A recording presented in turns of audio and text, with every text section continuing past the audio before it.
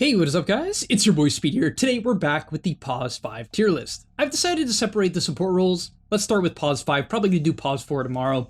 But let's break down the worst to the best Pause 5s of current patch 7.38c. On top of that, go sign up to the Game League website, guys. I'm posting new content over there almost every day, and I'll see you there. The worst heroes, I would say, are very difficult. We have the Pudge tier. First of all, we have Chen. Now, funny enough, I think if you master Chen, it is not the worst hero. It is not the worst support in the game. However, Chen doesn't have very good damage spells. You could say his Holy Persuasion is a damage spell if you use it properly, and that is very true, but don't play Chen. Unless you want to lose games very, very quickly and not scale into the game unless you are an incredibly good player, don't play Chen. It's way too hard for the payoff that just isn't that much higher than other heroes, unless you're insane. So yeah, don't play it. Okay, next up we have Pudge. It's the Pudge tier, so there's Pudge. Next up we have Batrider. I think that this hero can have a little bit of potential as just, a general reposition hero, but the main value for me of Batrider as a support is kind of his laning. I think this hero is a very good laner. It trades very well one-on-one with a lot of subs. But in general, its scaling is just not that good. Its numbers got nerfed very, very hard, so I would stay away from Batrider. Just kind of like Chen, it's very hard to scale into the game and have impact at minute 30, 40. Okay, next up with the E tier, we have Marcy and Lion. I think Lion maybe is a little bit too low, I will admit. I think the hero is okay. I just personally would never pick him over other stunners. However, his buttons are pretty straightforward and his scale's okay. So maybe you can move Lion to D or C tier, if you so choose. Honestly, I wasn't exactly sure who to put in E tier, guys. I think most subs are fine. Most heroes in Dota are honestly playable. I'm keeping it real. The only ones I really would not suggest playing are like Chen and probably Batrider, maybe Marcy as well. I think the thing about Marcy, even though she scales, I think most people just like struggle to click her buttons properly. On top of that, until you get a BKB on Marcy, you're just not really gonna have impact in team fights unless you get some really good positioning. The hero kind of just dies. The laning stage, you need very good synergy with your ally. They also have to know what you want to do, which they probably won't. So yeah, just don't play Marcy. It's too much of like a combo hero. I would never suggest combo heroes in pubs. All right, next up we have Dazzle. Just got nerfed too hard. I don't think the hero is a great sup unless its numbers are like really insane and it can farm with Poison Bloom. I don't think Nothel Boon is good enough. So yeah, I'd stay away from it. And kind of like Chen, you need a little bit of micro skills. Way less, a fourth of the micro skills actually. And Ench scales okay. I don't think Ench is like the worst if you're an Ench spammer. Then it's like a fine pub hero. You just kind of have to play to scale, but it's just another one of these micro heroes where if you don't have some insane understanding of the hero, you just won't do well. You're gonna have like little to no impact. So unless you're a spammer, it's a D tier hero. Then we have Grim. Buttons are hard, the payoff isn't exactly there. Yeah, I think it's okay with certain combos. Like, you have to be very specific of when to pick Grimstroke. Like, you need to pair Inkswell with other stuff, otherwise, or your ulti with other stuff, otherwise, just not good. So, kind of like Marcy, you need certain picks to synergize.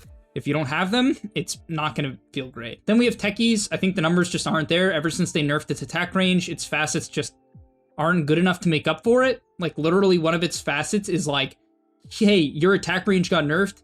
Here's your attack range back with your facet. Now you don't have an actual facet. That sucks. Then we have Shadow Demon. I think, again, it's kind of a matchup specific thing. If you are picking it into certain heroes, it can kind of destroy them. For instance, like, I think Shadow Demon is good against the very popular Ringmaster and Tinker that are in the meta.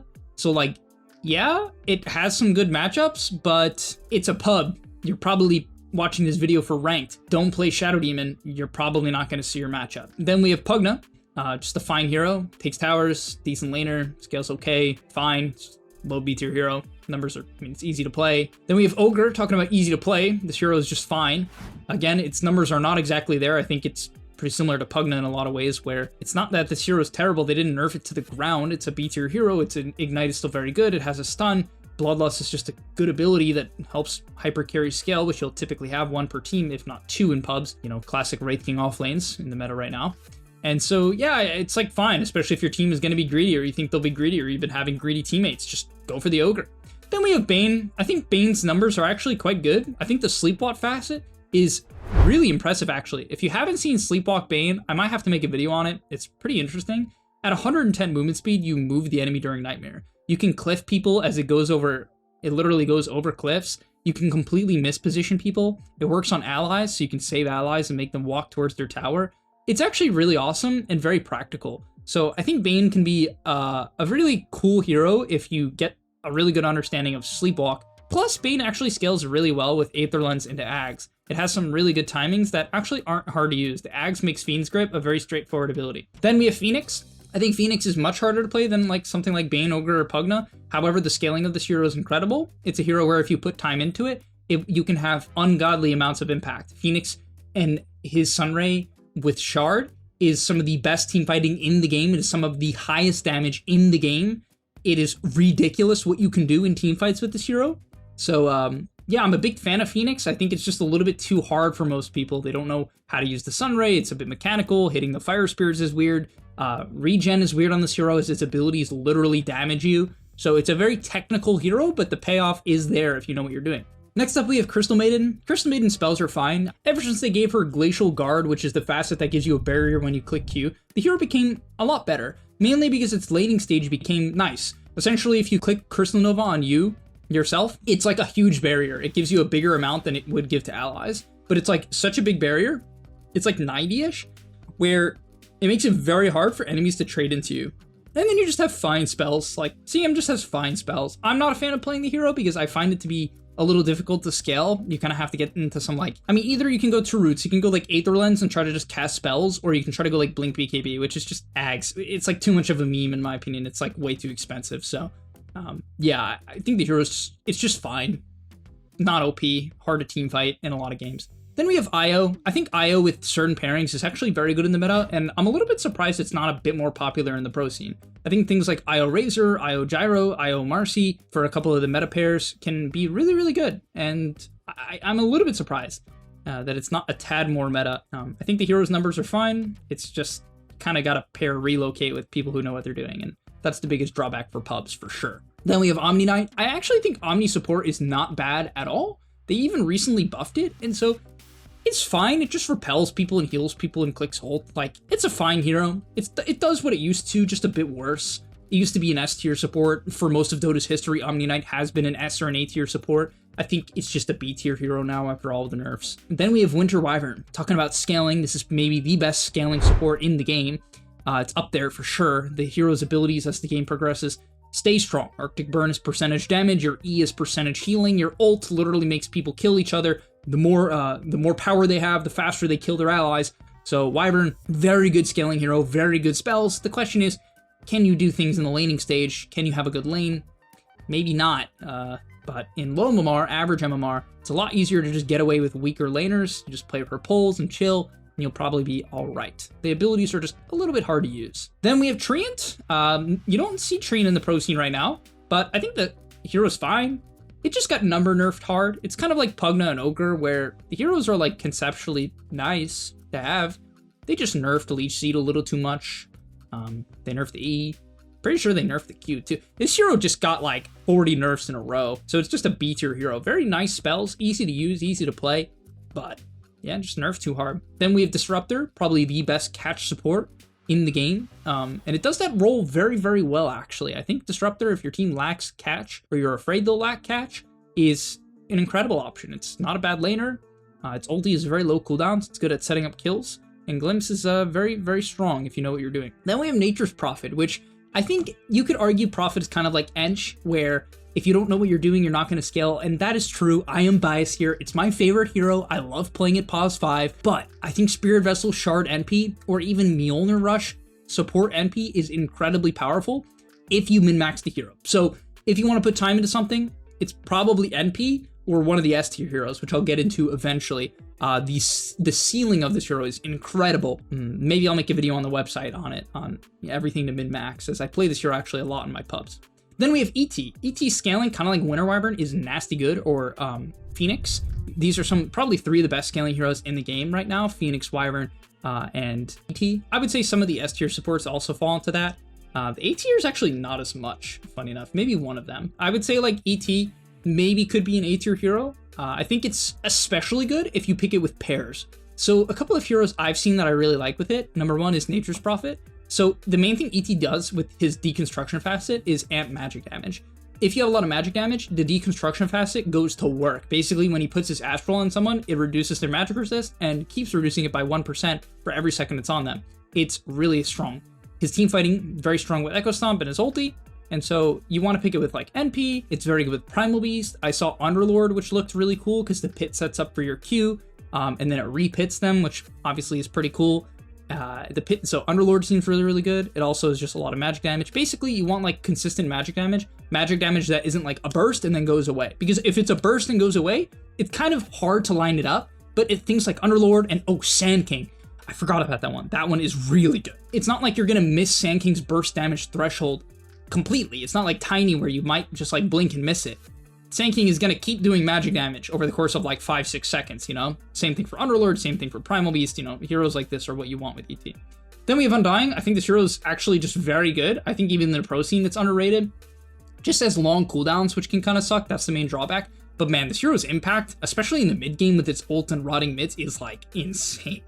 You can really 1v9 fights in the early game with this hero. Its shard lets the hero scale by giving it a save in the late game. Then we have Lich. This hero was Giga S tier.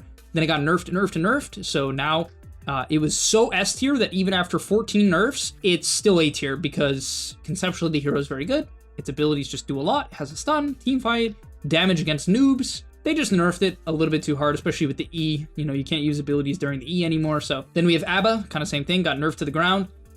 Compared to what it used to be, but it was so far above and beyond every other hero that even after a lot of nerfs, it is still conceptually good. It's easy to play, it does a lot, dispels, heals. I actually think quickening Abaddon as a support generally is the way to go. Next up we have Venge. I think Venge as a hero is just good in pubs. Very easy to play, a lot of impact, a stun, high damage. I think it's actually better as a core, I will admit. I think this hero is a high A tier core in pubs. Especially with its Ags build. I think Ags Venge at the highest level is very underrated. I think even pros are undervaluing this hero. I believe that because I think Venge is just a hero you need to give a good lane. If you can give her a good lane, she can have like crazy high impact. She has a bad lane, it can be hard to farm and catch up and play tempo. But yeah, just good spells, scales. Okay, next up we have Oracle. I actually think Oracle is not the best in the pro scene. The reason why, it's not a good laner. It doesn't have the best damage. It's okay. It can do a good amount of damage if it has levels, but it will get picked on in terms of like jumps, so people will counterpick it. But I think in pubs, when people are like counterpicking less and like worse about punishing the backline and like finding good angles, Oracle just thrives. The hero's mid game is really good, like really good. It's really hard to play against Oracle when he's just positioned well, casting his W, casting his E, dispelling things, casting his ult. Like the hero has nasty high impact, has a very good shard. It's just a very good Dota hero if you don't get punished in the first 15 minutes of the game. And pros are very good at playing high tempo on the first Wisdom rune, second Wisdom rune, power runes. Oracle does tell you where the power rune is, which is actually very good and it super helps the hero not have to go to the power runes. Next up, we got Ringmaster. Just great spells. Man, it's hard to play. I would say this hero is S tier if you cast everything very well. At a pro level, I think this hero is S tier. I think it just does a little too much. It's a strong laner because it has good base stats and decent spells. It has a save. It has a low cooldown follow-up nuke that kills most heroes. It has percentage-based damage, a stun, wave clear. It can farm. It kind of just does everything. And its souvenirs are really good too. So good base stats, does literally everything. It's just one of the most well-rounded heroes in the game for sure. So S tier if you are putting time into it. 100%. Then we have Mirana. Ever since they gave her the double Q facet, her damage is very high. Moonlight Shadow is still just a very good ability, especially in pubs. Just a very good ability. Team Invis is high impact in average games. I mean, exceptionally high impact. You have very nice spells. I think Mirana is just a nice hero to have. Even if you don't have stuns on your team, just buy an Atos and get to work by yourself. Yeah, just a solid hero, very well-rounded. Then we have Clockwork. I think for stun sups, it's like Disruptor and Clock, probably the best two. Yeah, it's just well-rounded, gives your team stuns when they're probably just going to pick a bunch of scaling heroes. You're going to give vision, you're going to walk up high grounds, you're going to initiate. Very good at level 3, so not good in the pro scene. I think the hero has a few too many drawbacks from what it used to, but in pubs, I think it just fills its role very well. Then we have Witch Doctor, classic pub hero. Okay, maybe it should be more at the top of B or back of A, but it's a classic pub hero. It scales well. Maledict is a good spell. If people don't position well or don't cancel your ult, you can do a lot. The reason why you'll never see it in the pro scene, its stats are just not very good. The ult gets canceled, the cast ranges are bad, so if people position well, it gets very hard to use your abilities properly. It can't really farm. So in a more coordinated, high-skill game, I don't think this is a good hero. However, when people are mispositioning and getting hit by two-man casks in very convenient ways, and people are walking close to you all the time, you can get off good maledics, and you can scale into the 45-minute game with an Axe and an Aether. And I've even heard that Clef Death is not bad ever since they buffed it. Maybe that even scales very well, so who knows. The classic pub hero, Witty. Witty is the pub hero. Okay, next up we have Jakiro. Giga Solid. I think Twin Terror Jakiro might be better than Icebreaker. Not going to cover that right now. But this hero, super well-rounded. Talking about well-rounded, I would say some of the best well-rounded heroes of the patch are Ringmaster, Mirana, Jakiro. Just incredible heroes. Just kind of give you damage. It's always nice when you just have a sup with damage. Just going to be the follow-up damage. Going to get you kills. Scale well into the game. Good laners. You know what I mean? Just very well-rounded heroes. Easily top of A for me ever since they buffed Jakiro. Then we have Warlock, the teamfight god, laning god, Black Grimoire Goat. This hero does 1 billion damage. It scales quite well. Honestly, better than people think. I think dispels aren't even that hard of a counter to the hero, as you can hit Fatal Bonds onto multiple heroes. It's actually not that hard. Generally, Upheaval and its talents are really nice. Its 15 talent is very, very good. I think Black Grimoire the Facet is one of the best in the game. So yeah, easily a top A tier hero. Just super solid.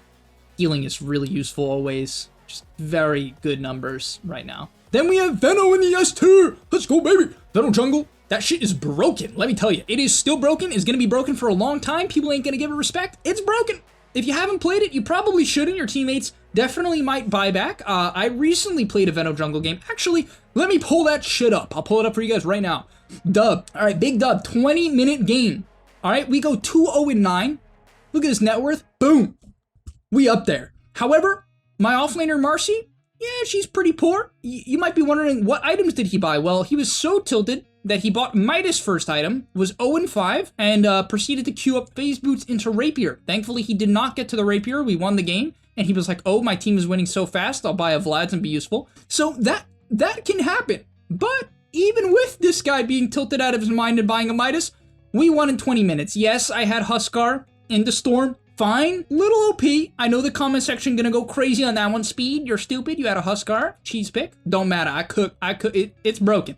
All right, next up we have Silencer. I think the hero is just really solid. Maybe a top of A tier hero. This one's a little questionable. I would say it's bottom of S tier, top of A tier for pubs. Just good spells, global. Scales very naturally into the game in pubs. Why? You're going to buy Ag's Refresher. Very straightforward. The Ag's applies Arcane Curse to everyone who you global, which is everyone. Unless they dispel it, obviously, then it gets rid of both, which sucks a bit. But in a tier of no dispels, in a rank of no dispels, which is most MMRs, including high MMR, it's actually just hard to get dispels on subs. It's not like you're buying Greaves or Lotus most games. These items are just too expensive for a lot of subs. And so, Ag's Refresher, talking about expensive. Obviously, late game, if people itemize well, it hurts you a bit, but Reverberating Silencer Facet is very good. Ag's Refresher scales very well. The laning stage is just very solid. You have natural follow-up damage, as I'm mentioning.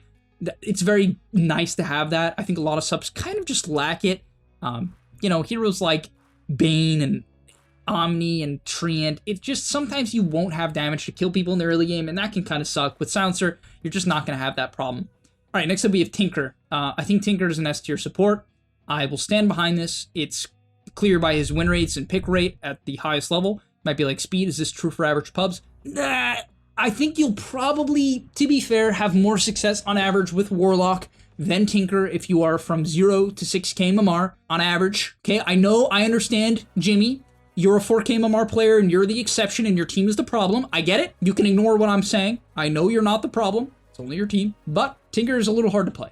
You gotta know how to farm on this hero. You gotta know how to scale. You gotta know where to TP, which fights to join, when to fight and when to farm. It's a little hard. It's kind of like Nature's Prophet in that way, where you can make a lot of bad decisions a lot of the time. But if you get good at it, this hero's scaling and impact and laning stage are elite. Elite. This hero does a lot of things extremely well, but it's hard. So I just wanted to put it in S tier to make people aware of the fact that this hero is incredible, but I would like to make it clear that this hero is very, very difficult. And as a result, maybe it's more of an A tier, low A tier hero if you're not willing to put the time in or give it a fair shot. Okay, and the clear, far above and beyond S tier hero, this one's very easy for me to say, is AA. I think AA is just a bit too good. First of all, it makes it very hard to itemize, especially for carries. A lot of carries rely on Satanic in the late game to heal and fight. You can't buy it against AA reliably. Obviously, you can buy it and pray he doesn't blast you, but that's a big risk for a 5k gold item. It also makes heroes like Morphling that are pretty popular in the meta be not strong. It makes a lot of cheese picks not viable, like Huskar. So I think in terms of drafting, like even in pubs, it's actually really limiting for the enemy team, right? There's just a lot of carry heroes. Even something like Gyrocopter that frequently relies on Satanic to hit a late game timing feels uncomfortable against AA. This actually super matters. The next thing, its numbers are just incredible. They buffed its E, so it's a much better laner ever since they made the E quite a bit better. They did just nerf it again, but still, its numbers are a bit too good. They also nerfed the mana cost on Ice Vortex, but it doesn't matter. Bone Chill makes it where your abilities reduce strength. It essentially guarantees that you have kill damage. It's essentially unheard of to have AA and not be able to kill people. You can be 20k down and still lose to AA because you go up high ground. You have like 10k gold on the enemy carry, and you still can just die from full. And that's largely due to the fact that you have anti-heal and Bone Chill. Bone Chill just, I mean, you just can't play the, like once AA has levels in his ult, like level 12, level 18, especially level 20 when he has Ice Blast, Frostbitten Duration, the hero is just ridiculous. Its talents are just ridiculous. The only bad talent I would say, sort of the hero is like 25 as far as I'm concerned. It's like not the best, but Cold Feet Death Rhyme is very good at 10. Ice Vortex and Cold Feet Break Distance at 15 are disgusting. Ice Blast Frostbitten Duration at 20 is like heinous. It makes it go from 12 to 17 seconds of no healing. 17 seconds? What kind of number is that? What kind of number is that? You can TP out and you're still gonna die in your base. That shit is like Doom on a 40-second cooldown. No cap. And then at level 25, Ice Blast kill threshold is probably pretty good when you have Ice Blast lasting for 17 seconds. Death Rhyme slow and damage is probably not bad either, considering you're gonna be applying a billion stacks in the late game when all your spells are maxed out. But yeah, AA, nasty hero, very well-rounded. Its laning stage is not the best, but it's fine. It's good enough. For sure, for what the hero does in the mid game and the late game. Just too much. All right, thank you guys so much for watching. I'll see you next one. Head them up. Peace. And that's all. But remember, before you leave, come on, before you tune out, subscribe to the Game Leap website where we are going to help you get to the next rank. If you're stuck, click the link down below, and I'm out. Peace.